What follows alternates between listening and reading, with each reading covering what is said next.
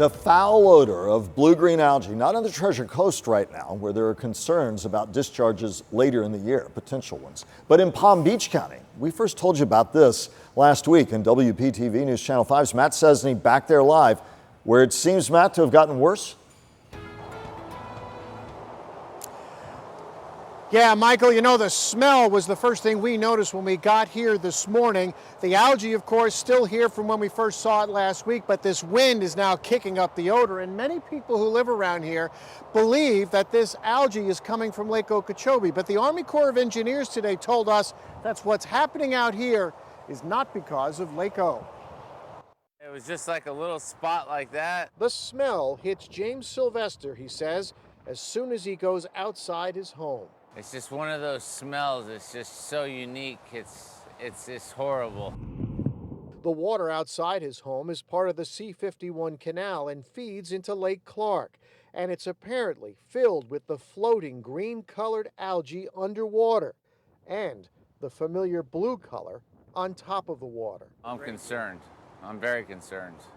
Because, you know, this affects wildlife. Testing last week in the canal revealed a high concentration of the toxic microcystin further west towards Royal Palm and Wellington. Those levels in new tests are now lower, according to the South Florida Water Management District. The Army Corps of Engineers says no water from Lake Okeechobee is being released towards the C51 Canal, and they say the algae problem in Palm Beach County is not connected to Lake O. They're not unique to Lake Okeechobee. Malcolm McFarland with FAU Harbor Branch says algae blooms can be fueled by runoffs from farms and homes. It's likely that it will be patchy, and you know, we may see it come and go, especially in specific places.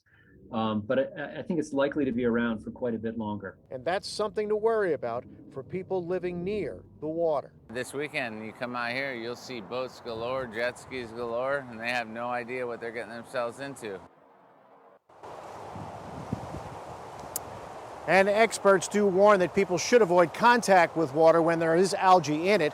Colonel Andrew Kelly of the Army Corps of Engineers, first of all, says there have been no discharges of Lake O water into the St. Lucie River, and he says this waterway, the C51 Canal, is not a big player in controlling water levels in Lake Okeechobee, and he says it will remain not likely to be a big player for water releases this summer, even during the rainy season.